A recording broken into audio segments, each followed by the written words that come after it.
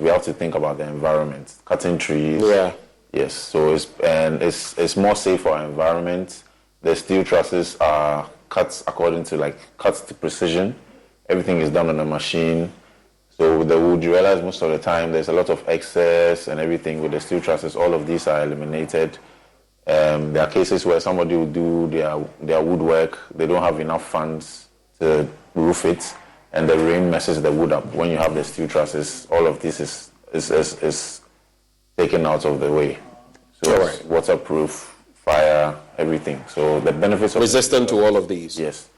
The benefits of the steel trusses far outweigh that of the wood, and also we have to think about the environment. So that's okay. Are they cost effective as well? Yes. They are very affordable. Very affordable. Very affordable. Okay. So now you've told us about Bosu Free. How do customers get to benefit? How do they? What processes must they go through, James? Well, I think it's just two processes. When your framework is done, you just have to give us a call. And for the trusses, when your beam is done, probably you have to lay some blocks. When the beam is done, lay some blocks. Then it means your building is ready to receive our trusses. So at this point, you just have to call our lines. Kelvin is going to give the lines out. Then we can assign an estimator to you for the measurement. The measurement is also free. And aside the measurement, you also do free the doors. Yeah, free the doors. And aside that, you have free consultation. Yeah, it's not whereby I will just come. We need to assess your building. Okay. After assessment, then we give you our recommendations. A will be good or B will be good, and we take it from there. All right. So to wrap it up, what cannot happen is for you to leave without telling us where you're located and how people can reach you, because else this conversation would have been. So tell us if you have any website or something. Tell us about that. Accra, contact number. Where are you? Here in Accra, we're on the Spintex Road. Spintex Road. Right next to Papaye. We're also at Sapeman. I've been passing by. I know where you guys are. Yeah, Sapeman, we are next to the China Mall. Okay. Yes, we also have branches in Kumasi, Tamale, Takrady. So here in Accra, you can reach us on 0240 844444. 0240 844444. Okay. Kumasi 050 600 4141. 050 600 4141. Takrady 050 600 4242. Okay. Yes, on Instagram, DBS Industries Limited, Facebook, DBS Industries Limited. You can visit our website, www.dbsghana.com, and wherever. You can reach out to us on whichever platform, and yes, we'll be there to help you. All right. Final words, James? Yeah, so 10 seconds each. Final words. So for those who have just started their buildings, there's also an opportunity for them. Just that they can't enjoy Bosu Free at this time because their building is not up to everything stage. They can also send us their drawing to info@dbsghana.com. They will do info@dbsghana.com. They will do a provisional estimate and send it. So that will give them a budget of what they can expect. Right, yeah. Final words, 10 seconds. Yeah, so we'll encourage them to come directly to us. We have branches dotted all over the country. So walk into any of our offices, call any of our numbers, but come directly to us. Come to DBS. Come. They will embrace you. Free. What do I say? Those we hosted, James Kwewuseno, he is Sales and Marketing Manager. Thank you, James, for coming. And Kelvin Muzaya, General Manager, Sales and Customer Service. Thank you so much for passing through. When we think roofing, we'll come see you. Yeah, right. At least for my end. That's how we cap off this show this morning on a very safe note. We're roofing, among other things, yeah? Get your steel trusses and everything. DBS is the way to go. We're capping off the AM show. My name is Benjamin Akapo. Of course, the news, other aspects brought to you by Sweetie Abochi. Up next, Joy News Desk with Aisha Ibrahim. Stay for that.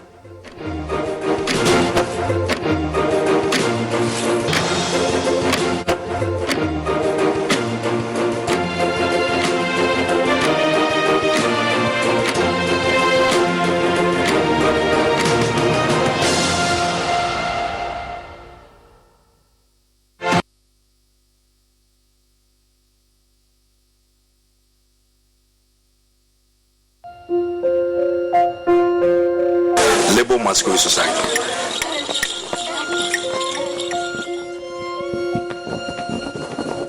The main purpose that we even formed the Labour Masquerade Society was to influence the kids in the neighborhood.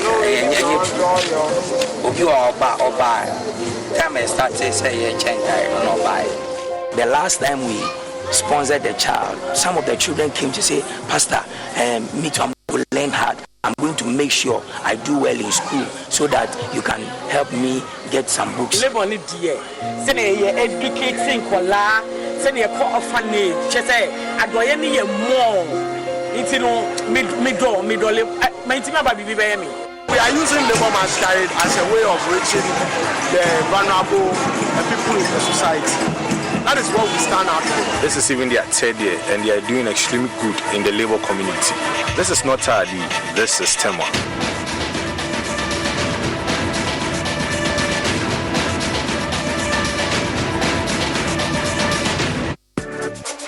Well, I mean, the challenges in the school, which I'm sure a lot of us that were.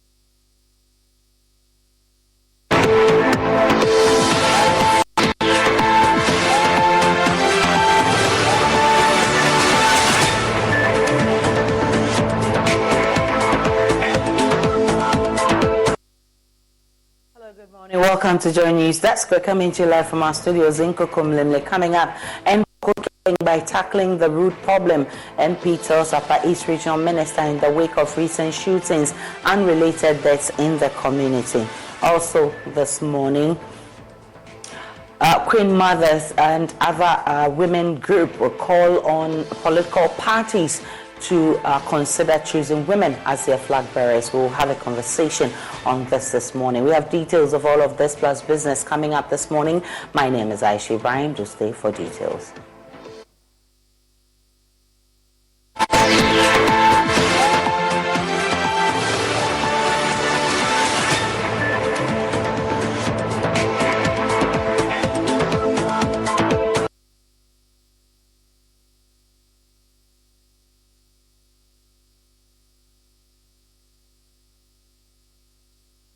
Many thanks for choosing us. We start with the curse to save a dying source of livelihood. Fishermen in Accra's coastal community of Osu say they have resorted to burying tons of plastic waste at the shores as a way of dealing with the growing waste at the coastline. They are asking the government to provide resources to properly dispose of the waste collected at the seashore. JoyNews' Adobe Asari looks at this practice and questions the approach by the locals to combating the rising filth at the coast. In the Osu community, determined fishermen take their destiny into their hands, dealing with the mountain filth they are confronted with every morning.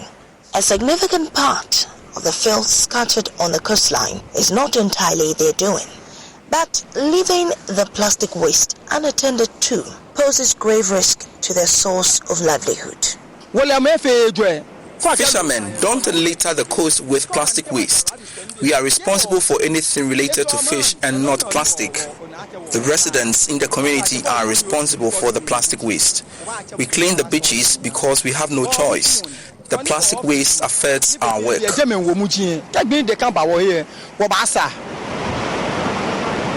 Over the years, Residents along the Osu beach, like many other beaches, have battled with pollution ranging from paper to plastic. However, the intervention of the fisher folks here is flipping the narrative. They have begun this clean revolution by burying the waste they came across at the shore. Patrick Loco is a fisherman here, and according to him, the clean beach has become synonymous with the community as a result of the collective effort of some fishermen.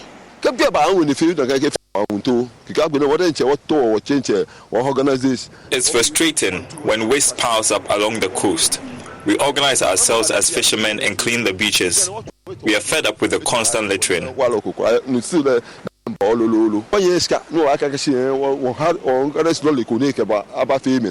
We can't afford the services of waste collection companies, so we bury it after gathering.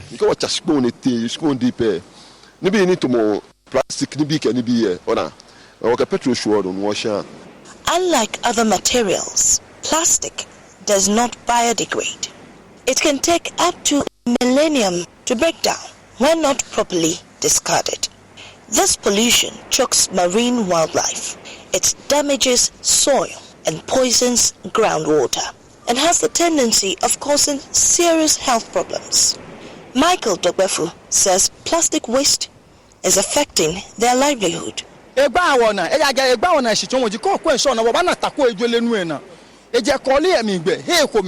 It is very disturbing as the waste keeps coming from the various outlets of gutters in the community. This plastic waste sometimes clog our outboard motors and we incur a loss of cost. Sometimes, while drawing our net and expecting a good cash, we only pull out rubbish. When asked whether he knew the method of managing waste was not the best, this is what he had to say. It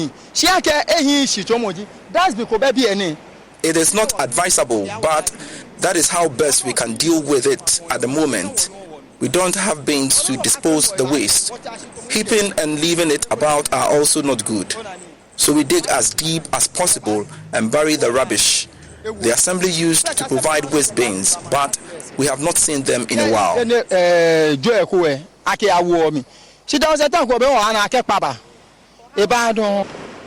Their efforts initially brought a sense of accomplishment. But as the months passed, the buried rubbish resurfaced and returning to the sea, worry is visibly written on many faces here at the spectacle. Gideon Fletcher, a resident of the Osu community, raises concern about this issue. This place can be clean if you get a dustbin. After I clean it, we'll put it inside. Maybe someone, like as I'm having a drink like this, if there is a dustbin after drinking, I can drop it inside. But there's nothing like that. So after drinking, I will just drop it. More times, so if you come to work, you have to sweep your workplace. If there is dustbin, they used to sweep and put it inside once and for all. They take it back. But if you dig and you put it inside, one day to come back again. So that's the best thing we have to do to keep this place clean. You have to get like 3 or 4 dustbins and some 4 workers, maybe Zoom Lion, 4 workers. If they used to sweep every day, if you come to some place and that place is clean, you cannot dirty the place because that place is clean. But all is not lost. There is another initiative, at this time, one that's being pursued by an individual. Our cameras chanced on these individuals seeking to cash out from the tons of plastic waste that had resurfaced on the beaches. They collect discarded plastic bottles and sell them to specific companies for recycling and processing. According to science, plastic degradation is a slow process contributing to the long-lasting environmental impact of plastic pollution. At the beach, Michael Dogbefu says it might not be the best practice, but they can't abandon burying the plastic waste in the interim. Burying waste is something we often do. We have been doing this for years because our petitions have fallen on deaf ears. You can say these fishermen are doing the wrong thing for the right reasons. These fishermen obviously need the proper logistics to manage waste. But whose responsibility is it? For Joy News, Adobia Saris report, read to you.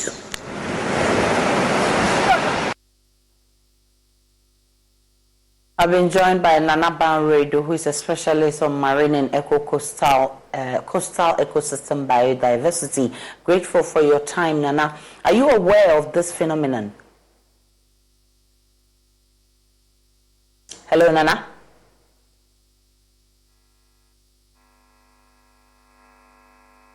Nana, if you can hear me, I'm asking you if this has come to your notice. Oh, yes. Hello? Hello? Nana, you are on air. Yes, I have heard you. I have also been sort of going around studying the ecological effects of this plastic waste along our shores. Yes. What are the implications of this to our beaches and seashore? Well, first of all, if it is beaches, it's an eyesore. If it is our fishing, it really reduces the amount of fish at least Ghana can harvest for its own economic benefit and also for a family benefit. It is not something you want to factor into your day-to-day activities for the survival of the coastal people and also for the national economy and especially for tourism. And so what options are available to the locals, in terms of disposing of these wastes so they don't affect our beaches and seashore, as you put it? Many of the locals can throw their hands up in the air because the volume of the plastic waste there do not originate mainly from the coastal from the localities where they are found. The sea currents here and there, the winds blow these to those beaches. And since they haven't got much knowledge about what to do with them, as they say, they bury them in the sand somewhere. And I think all what has to be done here is for those who are more knowledgeable about plastic waste and their effect on the environment and on the human economies there, to come in, grasp it, and educate the fishing communities, because it is within their ecosystem and their biodiversity, and they have to be able to have all the knowledge to deal with it. Let's stay a bit longer on this conversation, because the AMA has also been leading the Clean Ghana campaign to ensure good sanitation practices in parts of the country. Osu is in the heart of the city. What's the inspection team doing on this issue? I've been joined by Florence Kuchi. She's a Metro Public Health Officer of the AMA. Grateful, Florence. Have you been to any of the coastal communities, and has this problem come to your attention? Morning. Thank you for having me, and thank you to our viewers too. Yes, I have been to some of these coastal areas because Accra Metropolitan Assembly shares a boundary with the coast. So definitely I've been to some of these coastal areas, and then, however, the clearing of plastic waste and then reburying it by the seashore is something that I haven't come across, and it hasn't come to my notice. I'm just hearing it. Yes, because when you clear plastic waste and then you burn it, it is not good for the environment. It is not good for the biodiversity. It's the same thing when you clear plastic waste and then you bury it. It's likewise the same thing, because it's like robbing Peter to pay Paul. For instance, when you bury plastic, research has made us to understand that it takes over 1,000 years before a plastic can be disintegrated. And during their disintegration, they release some toxics into the water system. And these toxins have a long-term effect on our marine ecosystem and even on the food chain system. So it is not good to bury plastic by the way in the seashore, neither is it good to burn plastic by the seashore. What's the team's plan in enforcing proper disposal of waste in the city, Mrs. Kuchi? Yes, so, in the Accra Metropolitan Assembly, what we have started doing now is we are going more into the waste segregation. And some of these big sites, we are planning on placing dustbins, different kind of dustbins for waste sorting at the beaches, so that people who are into waste recycling can always go there and have clean waste for proper recycling. Bear in mind that these plastic that finds their way at the beach side does not generated by the fisher folks. The seaside is at the low-lying area of the, let me say, the Accra Metro, the Ghana area. So whatever somebody does at Gawet or at Suhu, where it rains, everything finds its way into the sea. So it becomes overwhelming for these fisher folks, as well as the assemblies. So mostly what I say is, waste collection or sanitation is a collective effort. It's not for one person. I play my part, you play your part, then on we go and we have a clean environment. Is the assembly able to actually provide like waste bins for them in the interim as we find a way of dealing with the situation? Yes, so in the interim, for instance, Osu is not directly under the Accra Metropolitan Assembly purview. It is under the Osu Clote. So as it has come into there and we have seen that these are, or this is what these fisher folks are doing at the place, I will have to contact my colleague officer at the Osu Clote. Then we put our heads together and see what we will do. Because the work that we do, much of it depends on collaboration. And without good collaboration, we can never stop good success. Nana, in the interim, I mean, how do you suggest that we deal with this situation? Because it doesn't look like it's going away. Yes, so these fisher folks need what we call, they need education. So we need to sensitize them. We need to educate them. We need to let them know the impact of burning plastic waste to their health and the impact of burning plastic waste to the health of the marine ecosystem and even to the health of the terrestrial ecosystem as well, because when you bury it, it still goes a long way to have an effect on the food chain. So education is the first point. We educate them, then we provide them with the needed logistics so that when they collect these waste, they know where to put which one and where to put this one. Then we bring up, what would I say, stakeholders that are into waste recycling so that they also come in with their recycling mindset. Now we are saying that you produce, you reuse, and then you recycle. You recycle and you reuse. So that is what we are going into now. You reduce, recycle, and then reuse, so that there will be a lesser force or pressure on the little landfill size that we have. Because in Accra there is no land. Even the landfill size is suffering. So if we don't go into full force on waste segregation and recycling, there is going to be a lot of issues when it comes to the environmental management in regards to sanitation and waste management. Florence Kuchi, I'm grateful for your time. She's Metro Public Health Director at AMA. I still have Dr. Nana Banredo, who is specialist on marine and coastal ecosystem biodiversity. Nana, how do you recommend that we deal with this situation? Look, you're thinking about burying, you're thinking about burning. The problem will be there. I go out buying banana, they say they are giving me plastic bag. I go out buying bread, they say they are giving me plastic bag.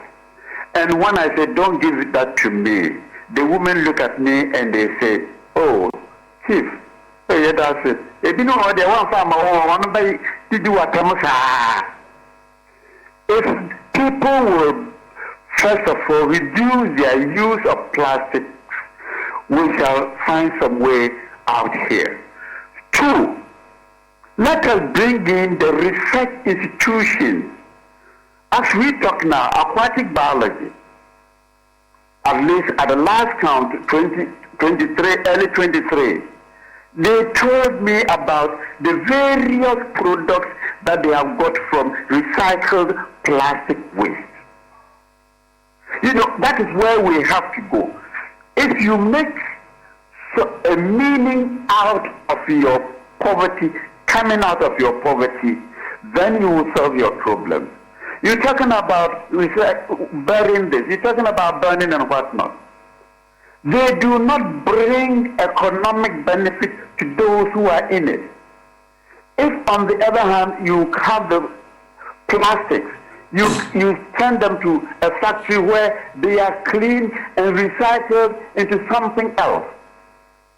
And there are tons of areas where these plastic waste can be recycled into other uses. Then people go at it. There are people who even want to invest in those. Okay, some of us who started with plastic beer cans. We discovered way back in the 70s that out of 5 beer cans, you can have 4 beer cans. Let us bring to those who are confronted with these problems the advantages at the end of the recycling, the advantages of looking closely at the waste and what to do with them. The universities are there. They have they have all kinds of departments which deal with this waste. Let us have them come together and say, what do we do? Or the information we have presently about what we have here. Where do we go from here? We are copycats. We cannot be original in everything. So let us go and see who have done something with it and improve on what they have done or adapt what they have done to our local situations and problems. You go to the estuary of the Volta. Challenge water is there. Toothbrush is there. All kinds of plastics are there. Plastic corks, plastic containers, they are all there. The same thing you will find when you go to Cape Coast from Bacano to the old regional hospital. That Baka there is full of plastic waste. And it has grown so far that even the fish species in that river, which was so delicious when we were growing up, are all gone. So what I would say is that first and foremost, let those research areas which border on this one come together, have a workshop as to where is the reuse stage. 2, what can we do with what they have brought out in the reuse? We need to have the research people come in here and increase their logistics to confront this. The assemblies may know about them, but they don't have what it is. What assembly has the money to engage even one technical expert on biodiversity? They don't. So they will talk about it as if they are reading a Shakespearean play. What you want to do is, first of all, to go to the universities which have got it there and then find out. When I was part of those who thought they are, we are the world in Eritrea, Columbia University and MIT were brought together, given the logistics to find out what caused the drought there. And then, what do you suggest for us not to have this drought that has caused the life of so many thousands? So that's what you have to do. Go to the educational institutions, because their research findings will boost what those in the field can use to solve this problem. This is not a problem that cannot be solved. In actual fact, if you focus on it, you will see that there are more financial and economic gains that will come out of it. And there is enough of documented evidence from researchers to know where these rewards are. We have 540 kilometers of coastline and we are all fishermen, and we have caused so much hazard. Plastic waste ending in the sea and causing so much. There are certain fish which do not even appear anymore on our coastal areas.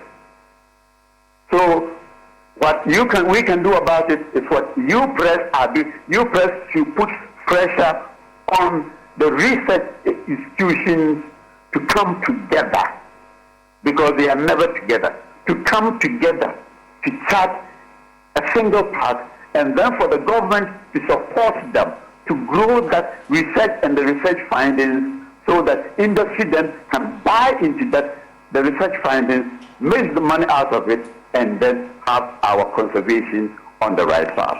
Thank you. Dr. Anaba Redo, I'm grateful for your time. He's been suggesting ways we can end this disposal of waste at our coast. Let's get to other stories. Upper East Regional Minister Stephen Yakubu has emphasized the need for a resolution to the Boko conflict without political interference. His statement follows a tragic incident where 2 people were killed and 5 others injured by unknown gunmen on Thursday. Speaking on the AM show, Yakubu urged all political stakeholders to unite in efforts to restore peace and calm to the affected area. Together, we are working very hard to make sure that there is peace in the area. As a regional minister, what I don't know is for us to draw policies into it. And I heard him say Nanado's government and all that. This conflict is over, in fact, older than us. So if things happen, we are in Upper East there, we are on top of them. We know exactly what's happening. He is in Accra here. He comes there once in a while. And of course, an issue like this, if you are just going to listening to what people are saying and you are actually not on the ground, and also listening to the military, listening to Western, listening to the security services, you are just listening to one side. Definitely, you will not get to the bottom of the matter. What I would say is that we should calm down, and then let us all see how we bring a peace to the area fast, and know that his success will be bringing peace to Boko. The way he's talking is not going to bring peace to Boko. So we are working very hard. But Mr. Yakubu, we are doing our best, our utmost best. And you can remember, if I draw you back to about 2 or 3 weeks ago, you will see that Boko, it was calm. Boko was calm. The Upper East in general, we are very hard to get where we are. This year is an election year. I don't want us to draw this 15-year-old, so old conflict mere political game. So I think that we should stop the politicking. We should look at how to resolve some of these issues, but practical issues, but not bringing this into some kind of politics. It won't help it.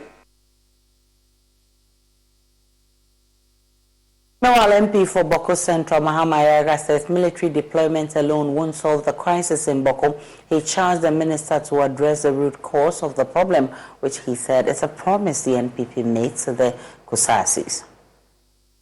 Somebody has gone to entertain a rival chief in Naleru.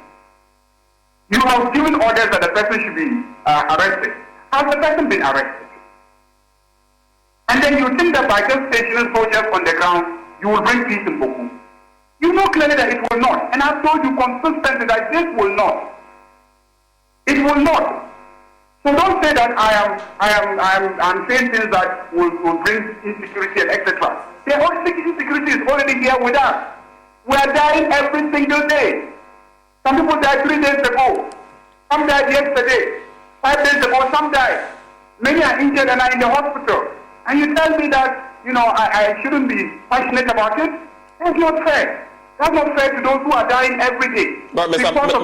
Ayariga, to be fair to Mr. Yakubu, he said that it's not that people shouldn't be upset or concerned about the situation, but you should watch the tone so that it doesn't spark further chaos, it doesn't degenerate further. I think that's what he said.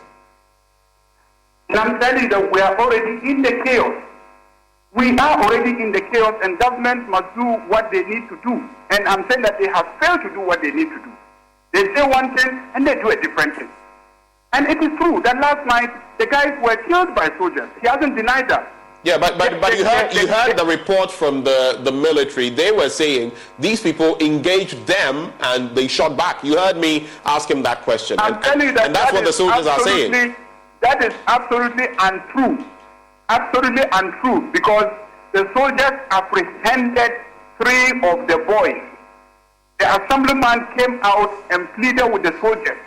The soldiers refused, drove everybody away, beat the guys mercilessly, and finally, when people were in their homes, they saw that the guys had been shot. Send your own team to go to the community and find out. They shouldn't tell me that I'm far away, so I don't know what is happening. I get briefings every minute. Whatever happens in Boku, within minutes, I get to know, because there's no corner that I don't have a person sitting there who would have seen it that I can call and find out what did you see, and they will tell me exactly what they saw. These same soldiers who shot and killed people, when I took them on, they issued a statement saying that yes, they neutralized the people. When I went to Shrike, the same soldiers now deny that they didn't kill anybody. When they had publicly told Ghanaians that they neutralized those people. What do you mean by you neutralized? And today I said that you never killed anybody. Lecturer of the Kofi Annan International Peacekeeping Training Center, Dr. Victor Doke, says people who involve themselves in criminal activities in Boko must be made to face the full rigors of the law. Let's treat criminal matters criminal. If people are arrested and evidence has been found that they have been involved in any criminal activity, they should be taken to court. Let the law deal with them. Without that, you would have the other party also stating claim that because there is injustice, I have a right to fight for my own. And that exacerbates the situation. Let's look at how we can resource the National Peace Council, mandated institutions, that have been given the authority to come into this situation and offer or profess solutions to let the situation be addressed once and for all. Until we do all of this, we will not go anywhere. We will always have the issues about sending in security men, right? Curfews in place. And then the issue about the illegal weapons are still in the system. So you ask yourself, there is curfew. So how are these cacophonous shootings still going on? That tells you that these youths know the area better than these security services themselves. So we need to attack the situation holistically. The political dynamics will be there, but then we should ensure that it does not create an avenue to exacerbate the situation already as it is.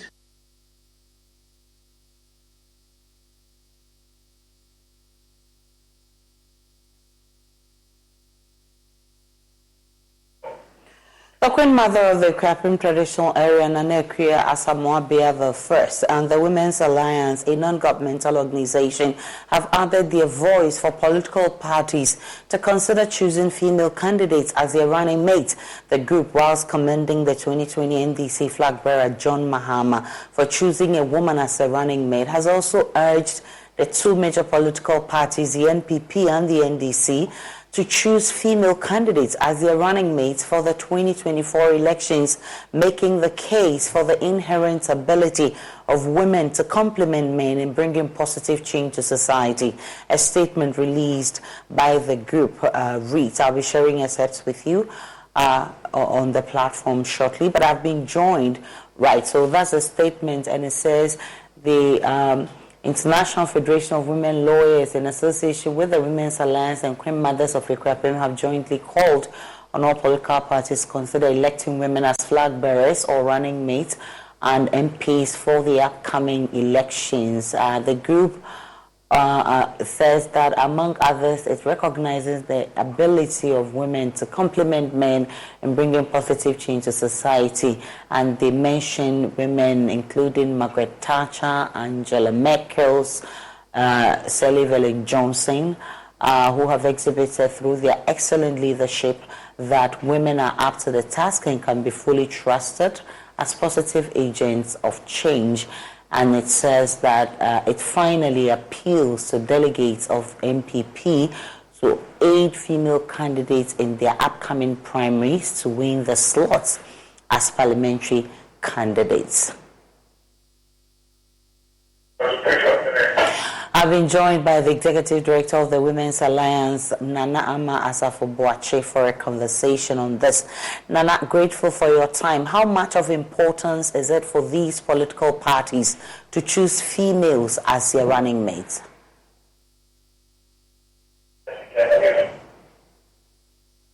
Kindly unmute for me, Nana Ama. Hello, Nana. Yeah.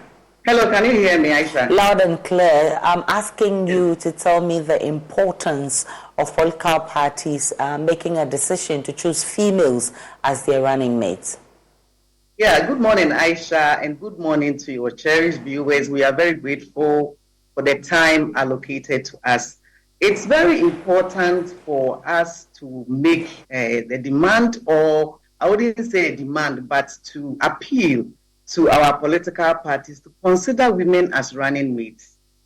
We know that, I think in the last election or so, the NDC and President Mahama showed the way by choosing a female running mate. It's unfortunate that that dream couldn't materialize. On that note, we are thanking them, and then we are appealing to them that they shall repeat same for us. Then we also appeal to the New Patriotic Party, to His Excellency Alhaji Mahmoud Bawumia, to also consider a woman as a running mate. We also wish to commend PPP. The other time, they also chose a woman as a presidential candidate. Unfortunately for us, the dream couldn't materialize. But we still go on, and we are still pressing that they will consider our plea and then consider a woman as a running mate, because like we stated in the press release, women are agents of change, and some women have gone into leadership positions and they have really delivered. So we are of the view that it is time, the time is now for women to be acknowledged into high office, like the vice presidential slot. Then we can also see what they will bring on board. So I think it's a fair call for us to do that. And in going forward, I want to state that we are grateful to the men. Aisha, most of the time, if you see that there is a woman candidate or like a woman running for a position or something, especially in the political setting, most of the time the campaign managers are men. So we are grateful to the men also for helping us, and we want them to help us more by achieving our dreams so that we can contribute our quota effectively to society. It's a good thing, Nana, to have women taking up leadership positions, but most of the time it's been argued that women like to be in their comfort zones and will not put themselves up for those positions. How then do we support women if they don't put themselves up for the job?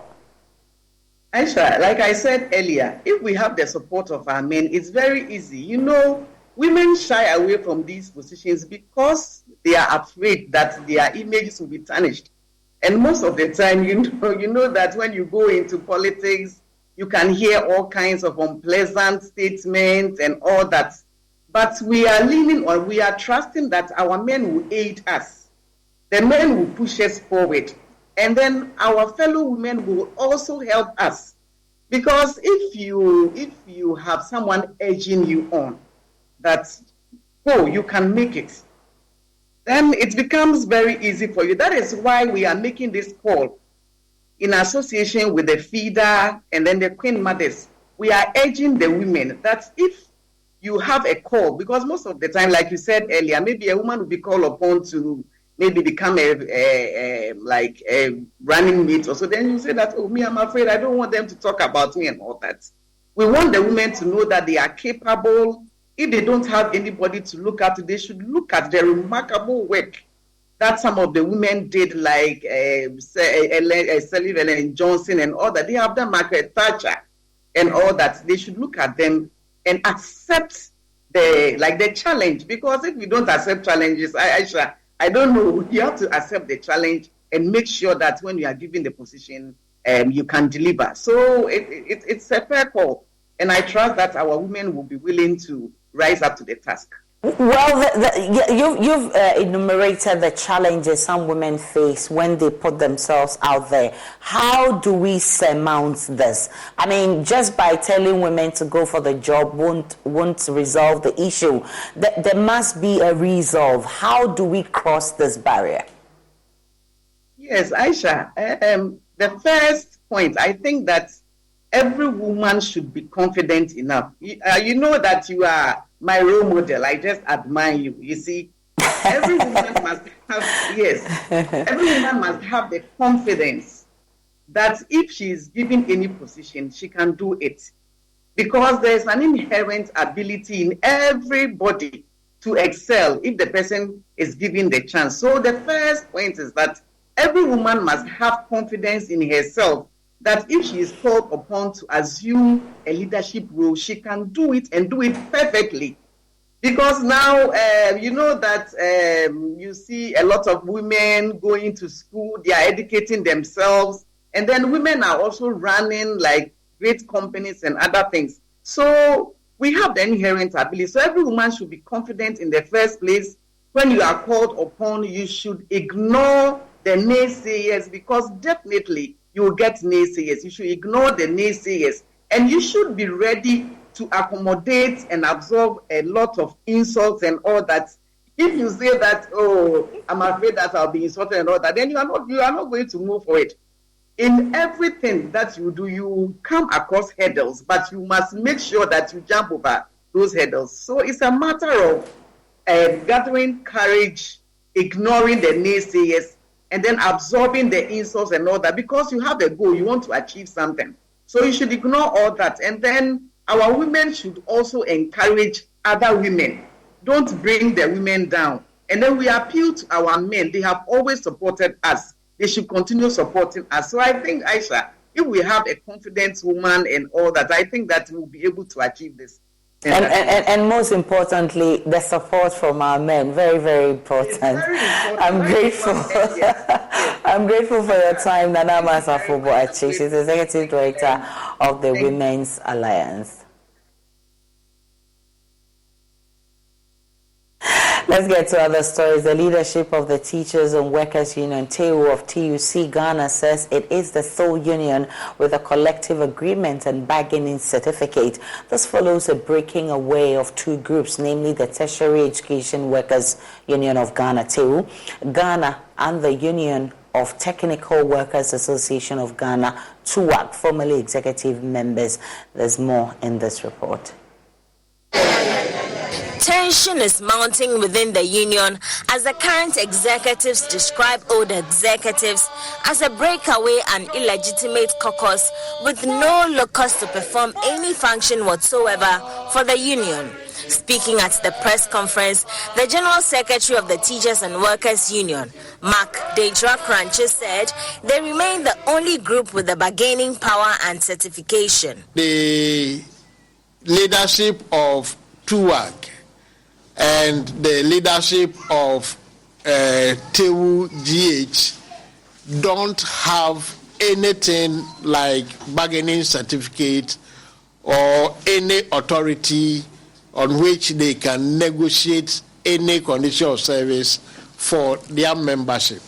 So it is rather surprising that two illegal entities would want to put their efforts together to disturb the entity that has the authority and mandate to negotiate for the members that they cover. It is interesting to also note that this group want the whole world to understand and believe that the same group of people that we cover, they want to also cover this same group. For now, the group has assured its members they are doing everything possible on their conditions of service to be resolved. Karen Obing's report, read to you.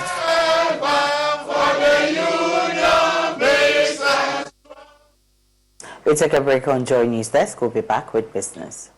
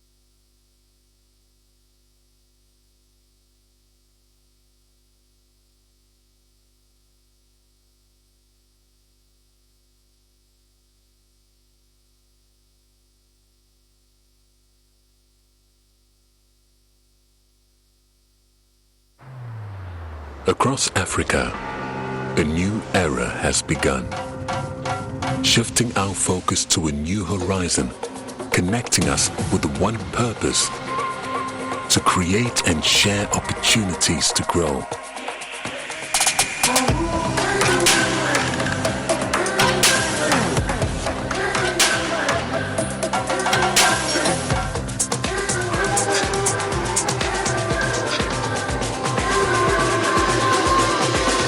Today, we are making a brighter tomorrow, built by our dreams and our energy. Across our continent, across the world, we are creating a better way to a better future. A Pan-African future. Together. EcoBank. A better way, a better Africa. Oh, chaos reigns! Yes! Back in the day, I was Ghana man, but something was missing until I found the one. HD Plus is not your regular free-to-air decoder. For a small fee, you get to experience great services and exciting world of content. Dial *879# on your mobile phone and subscribe for as low as 290 cedis. This one is different. The images are 5 times clearer in HD picture quality, and I'm loving the feely experience. HD Plus, I love you. But I'm still here. HD Plus, for better, for less. That's right. Get your HD Plus decoder from any Electroland outlet or our dealer shops.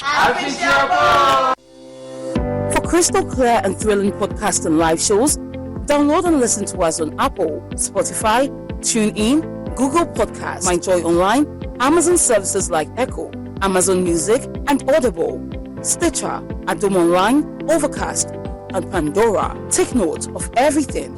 Sign up for the multimedia digital platforms now to stay updated.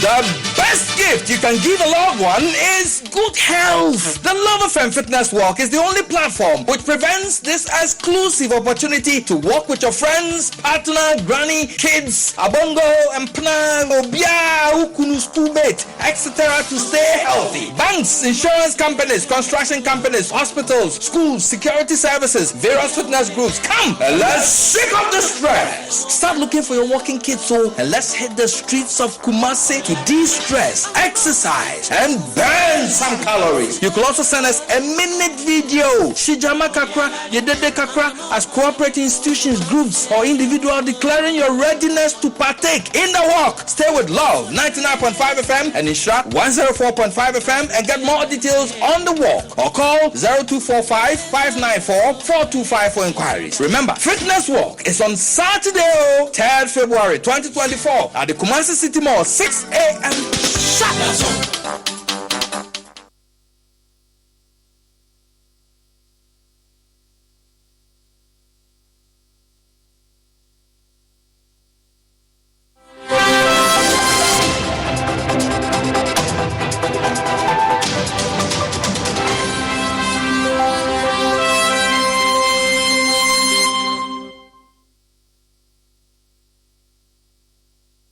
Hi, welcome to Business. My name is Dao Kwao. The World Bank estimates that the African Continental Free Trade Area could add $29 trillion to the global economy by 2035. This, the founder and chief executive of Noel Tego and Company, Professor Noel Tego, has described as a game changer for the continent in international trade negotiations with other continents. He spoke to Joy Business at the Crystal Ball Africa held in Accra. There are only a few continents in this world, and Africa leads that, where we can choose not to trade with anybody, do nothing with it, and we have everything it takes. From food to minerals to everything that the world needs is here. So Africa should do that. But we should have the confidence as Africans that we have something to bring to the table. The Africa Continental Free Trade Area is a complete game changer, because you see, when you do that, you can come to the table as one group. The European Union does that. They want to negotiate with America or somebody, they come as the European Union. Professor Noel Tego further highlighted the impact of the domestic debt exchange on the banking sector. I think what nearly brought the banking sector to its knees, particularly in customer trust and things like that, was the domestic debt exchange program. We cannot run away from it, but that is happening. And the banks are picking up. But the key thing is that the banks have to now start looking at how do we partner for growth. Because you see, the relevance of the banking sector is not in making profit so that the financial sector is the driver of profit. It is there as an engine to support the growth of the real sector. That is where things should happen. The 10th edition of the Crystal Ball Africa was on the theme One Continent, One Market, Growing Businesses Beyond Borders, and was organized by AB and David Africa. The event brought together businesses and policymakers across Africa to discuss key business issues and produce workable solutions.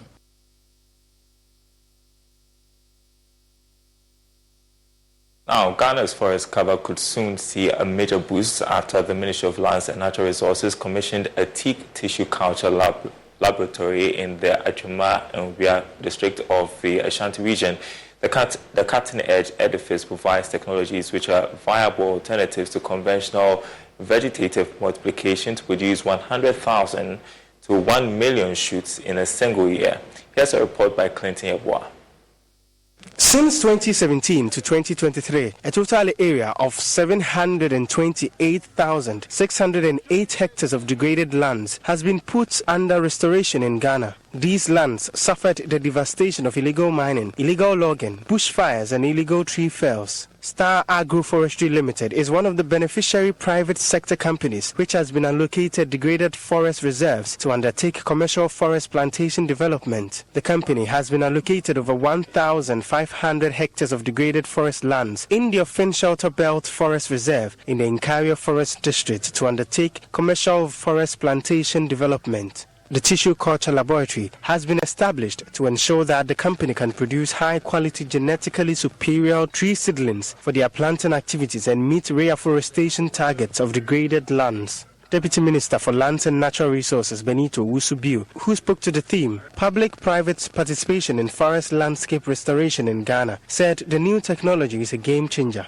I'd say this facility is a game changer for our forestry and even our agroforestry production drive, because until today, what we have in Ghana for tissue culture in terms of forestry was what is at the Forest Research Institute, Research Center, that's forage.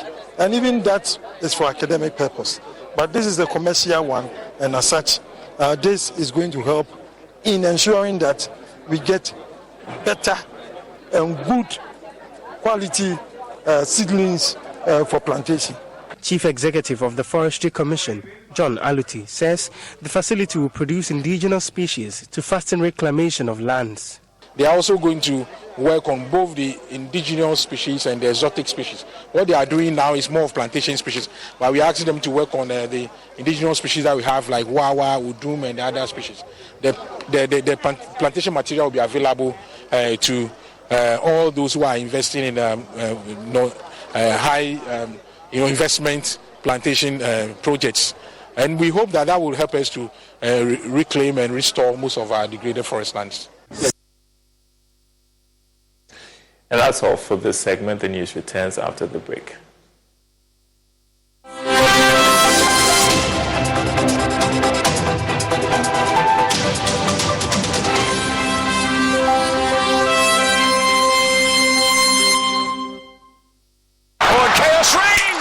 Back in the day, I was Ghana man, but something was missing until I found the one.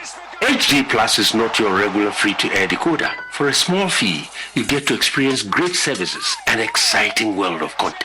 Dial *879# on your mobile phone and subscribe for as low as 290 cedis. Hashing. This one is different. The images are 5 times clearer in HD picture quality, and I'm loving the feely experience.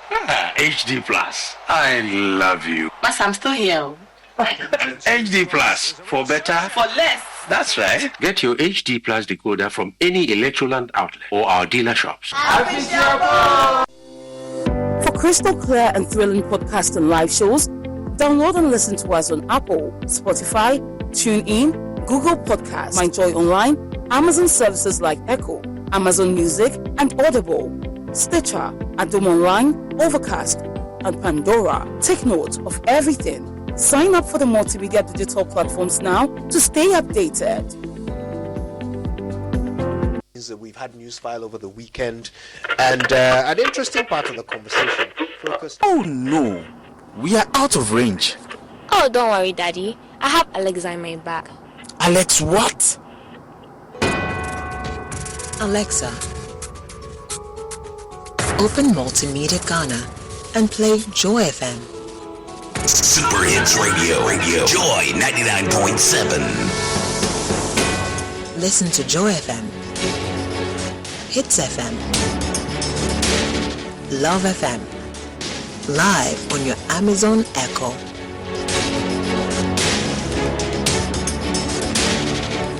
Listen to your favorite multimedia radio stations live on your Amazon Echo device by saying, Alexa, open Multimedia Ghana, play Joy FM or Hits FM or Love FM. Or catch up on your favorite podcast by saying, Alexa, play, and then the name of your favorite podcast from Multimedia Ghana. For a list of all podcasts available, say Alexa. Ask Multimedia Ghana to browse programs.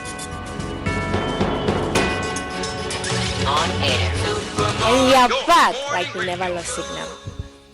Alexa, welcome to Multimedia.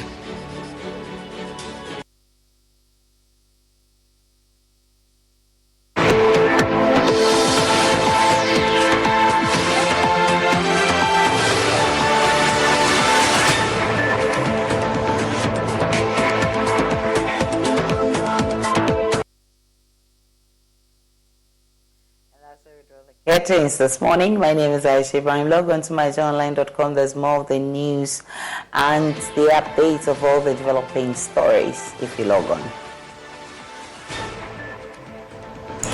My name is Aisha Ibrahim, and see you again at 12.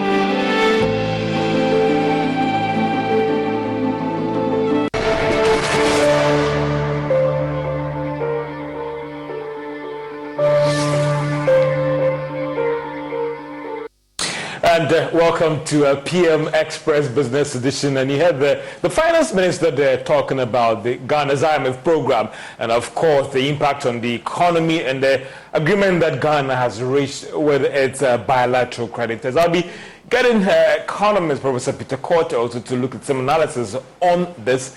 And we're having a two-part show today on PM Express. You heard the finance minister. We hear from an economist, Professor Peter Korte. And then our last part of the block, we'll be talking the Black Stars and what their performance of the game and what will impact on the larger economy, branding, marketing, the national team. And this course now, we understand, is a two interesting analysis. Let's get on to Zoom now and let's connect with Professor Peter Korte. He's an economist and the director at the Institute of Statistical, Social and Economic Research. Prof, thank you so much for your time, for joining us here on PM Express Business Edition to talk about the IMF program. And for you, of course, do you think that, listen, what would this thing mean for the larger economy going forward in terms of this deal that we've closed with these bilateral creditors? Yeah, so good evening to your discerning viewers and good evening to you all. This deal certainly has positive implications because nobody likes suspense. The suspense is creating anxiety among potential investors, potential people or bilateral donors and others who want to engage with Ghana. Even there are some projects that disbursements have stalled because of this deadlock. So with this agreement, I believe some of these things will then start happening. It also sets the tone for the Eurobond holders and other commercial creditors, because now that the bilaterals who form the majority in terms of having the framework and they normally drive.